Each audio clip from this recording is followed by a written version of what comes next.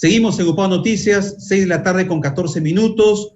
Vamos a seguir informando acerca de esta pandemia.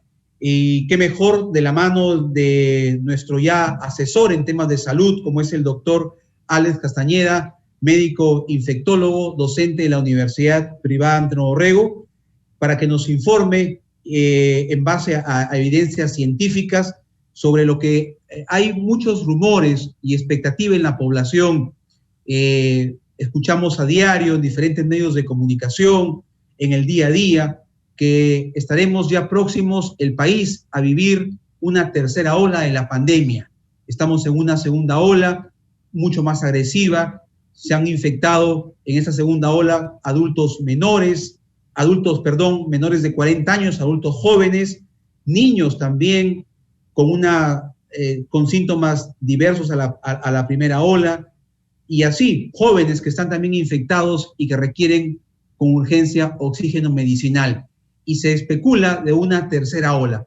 Qué mejor que podamos tener la orientación científica, y estamos con el doctor Alex Castañeda, médico infectólogo, para que nos aclare estos conceptos. Doctor Castañeda, bienvenido a UPAO Noticias. Buenas tardes. Buenas tardes. Muchas gracias nuevamente por la invitación, siempre para ayudar a aclarar conceptos. Así es, doctor. ¿Qué es de cierto que estamos ya próximos a vivir una tercera ola de esta pandemia? Bien, número uno, yo quisiera que nuestro público que nos está viendo y nos escucha tenga en claro los conceptos. Para este tipo de problema SARS-CoV-2, COVID, tenemos que diferenciar que es una ola de lo que es un brote epidémico.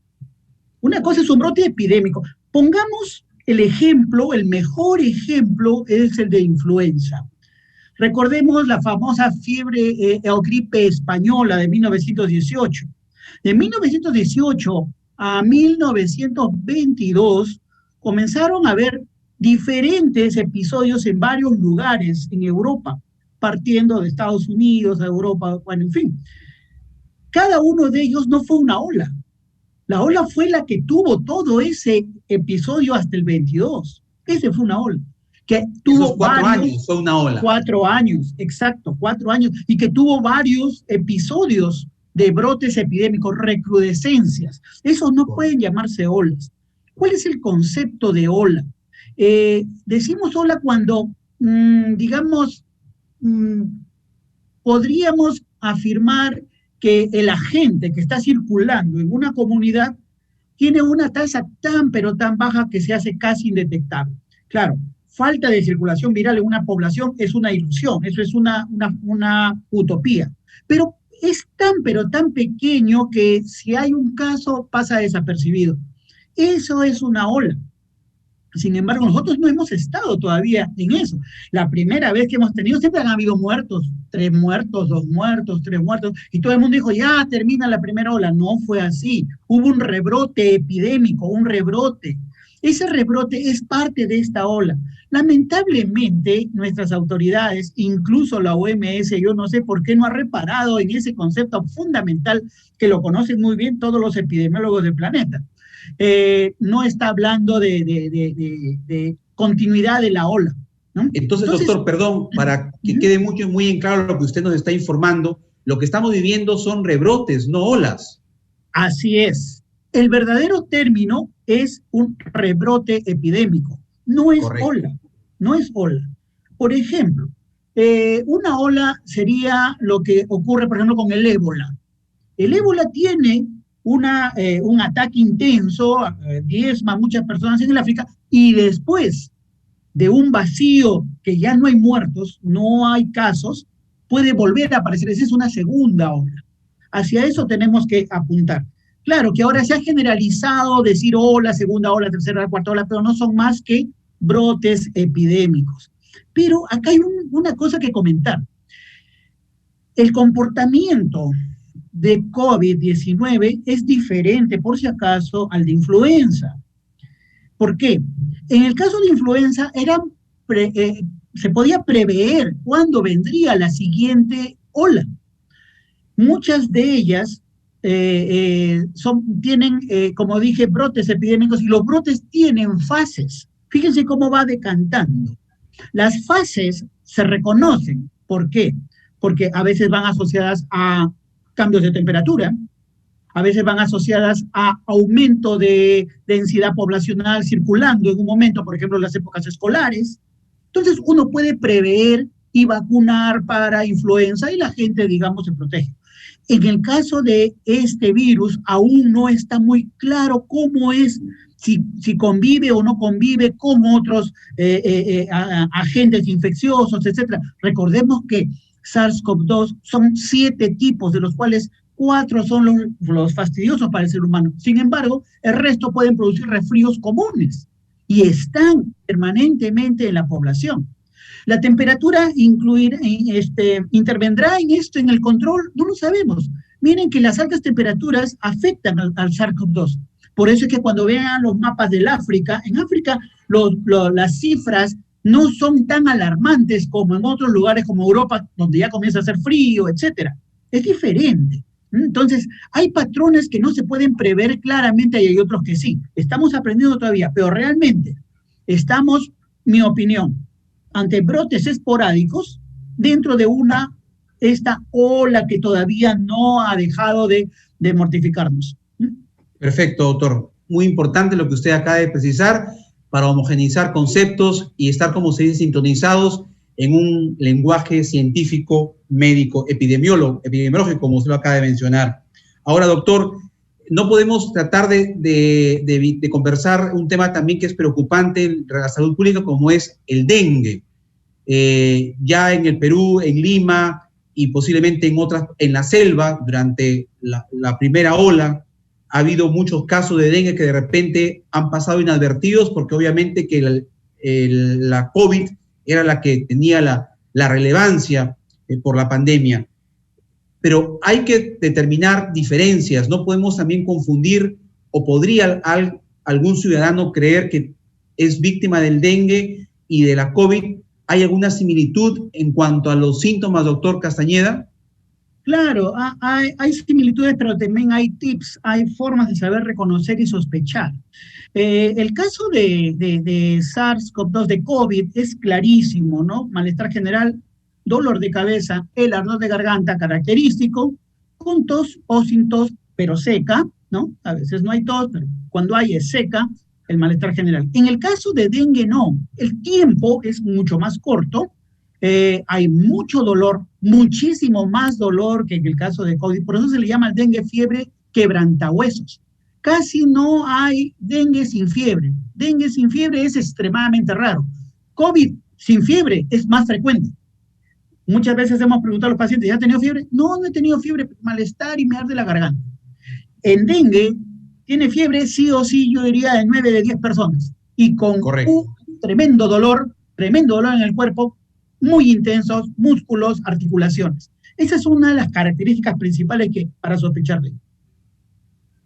Bien, entonces cuando algún paciente empiece a experimentar estos síntomas, en el caso de dengue, como usted dice, una descomposición de todo el cuerpo, hasta los huesos que uno siente que se va a desplomar, ¿qué medidas tendría que hacer? Ir a un establecimiento cercano, obviamente, para un centro médico, para el tratamiento que es de inmediato, doctor. Evidentemente, primero hacer el diagnóstico correcto, porque dengue hay muchos parámetros ahora muy bien conocidos que se manejan en cualquier emergencia, incluso a nivel de salud pública, incluso a nivel de atención primaria de salud. Se puede hacer diagnóstico rápido y fácilmente, clínicamente, ¿no? La sospecha. Y si hay sospecha, se empieza tratamiento que no es más que hidratación. Nada más, y observación. Jamás dejar al paciente que ya anda a tu casa y vienes y regresas si está mal. No. Caso de dengue, progresa rápido. Ya lo dije, es mucho más rápido que en el caso de COVID, ¿no? En COVID, evidentemente, los síntomas respiratorios son los que van a primar. Eso no prima en el caso de dengue. Por eso, a mis colegas, al personal de salud, les recomiendo, si es que ya estamos entrando, o si hay casos de sospecha de dengue en alguna zona, de la Libertad, de los distritos, no subestimarla. Tenemos que buscarla también. De repente se nos pasa alguno y podríamos estar salvando una vida. Perfecto. Ahora, doctor, ya para ir culminando la entrevista, También en el Perú se ha identificado la variante P1 de esta brasileña, correcto, de Manaos, y han dicho que ya está en Lima, en gran parte de la población de la capital, y eso obviamente preocupa porque sabemos de que este virus se propaga con mucha facilidad, que transmite de persona a persona, y puede ser que llegue a Trujillo si es que ya no llegó esta variante de P1. ¿Qué significaría eso, doctor, y qué acciones deberían de tomarse para evitar que estos casos se propaguen con mayor rapidez aquí en La Libertad? No sé si recordará, señor Pinillos, en una de las tantas veces que hemos comentado estos casos, cuando apareció la primera noticia de ingreso de potenciales variantes al Perú y comenzaron a ver los casos en Iquitos, que se habían encontrado 2 o 3 casos de la variante brasileña, dijimos y comentamos, es muy probable que ya se esté expandiendo en el Perú. Y es muy probable que sí. ¿Por qué? Porque los medios de comunicación lo llevan, los medios de transporte me refiero, llevan a las personas y las epidemias van con las personas. Entonces, si Lima conglomera una cantidad importante del país y pudieron haber llegado a algunas personas de la selva por negocios, por comercio, etcétera, por actividades económicas, básicamente, ayudan a expandir. Pienso, y es una opinión personal, que efectivamente esta variante debe estar circulando. El problema, como también lo hemos comentado en otros programas, es difícil hacer seguimiento de variantes. ¿Por qué? Porque no tenemos tanta tecnología. Hay que hacer secuenciación genómica, que implica una tremenda logística y además que es cara, ¿no? Entonces, hay que suponer que esto de acá está, digamos, circulando, no sabemos en qué proporción, no sabemos, aunque el ministro ya adelantó 40%, lo cual me parece una noticia peligrosa en el sentido de muy ligera. No podemos nosotros afirmar así tan a ciencia cierta, sí, 40% de la población, o sea de 10, 4, no creo, no parece ser. Entonces, lo que se tiene que hacer es optimizar las formas de prevención que todos sabemos, ¿no? Que es el uso de mascarillas, que es el uso del lavado de manos y el distanciamiento social, ¿no? Hasta ahora, como población, no aprendemos, no comprendemos la importancia del distanciamiento social. En el brote de influenza de 1918, se pudo contener gracias a distanciamiento social. Si a alguien le gusta la historia, revíselo. Se pudo contener. Y a pesar de que hubieron cerca de más de 10 millones de fallecidos, ¿no? Se pudo evitar que el pronóstico era que 1/3 de la población europea muriera. En este caso, mi consejo es ese, tener que respetar las consideraciones y no estar tampoco asustando a la población de más. He visto algunos programas donde algunos colegas, como si fuéramos Nostradamus, ya pronostican para tal fecha, ya está llegando la tercera ola con la variante tal y... No, tampoco no es así, eso no es científico, eso es medio chamanesco. Lo que tenemos que hacer es, sobre bases concretas, es decir, la tasa se llama case fatality rate, la tasa de casos fatalidad, casos sobre muertos. Esa es la forma como se mide científicamente el avance o la aparición de algún brote, cosa que no la veo hasta ahora en nuestras autoridades. Deberían mostrarnos esas tasas, deberían mostrarnos esos indicadores para poder prever, ¿no? Y con eso tomar decisiones de control y cuidados en la población. Bien, doctor, como siempre, ha sido un gusto poder conversar con usted, seguir informando en base a hechos científicos, en base a hechos estrictamente comprobados médicos de cómo se va tratando esta pandemia en el mundo, a la necesidad de reforzar nuestros protocolos de bioseguridad. Hoy se recomienda incluso hasta doble mascarilla para poder tener una mayor protección, reitero, a este virus que es cada vez más agresivo, pero como usted dice, siempre puesto en los términos científicos, sin alarmar tampoco a la población. Doctor, muchas gracias. Si me permite, 30 segundos para poder dar un último mensaje a la población, porque estoy viendo algo peligroso en las redes. Por favor, no existe profilaxis ni existe tratamiento efectivo. La ivermectina ya está cada vez más y más seguro que no tiene ningún efecto sobre COVID.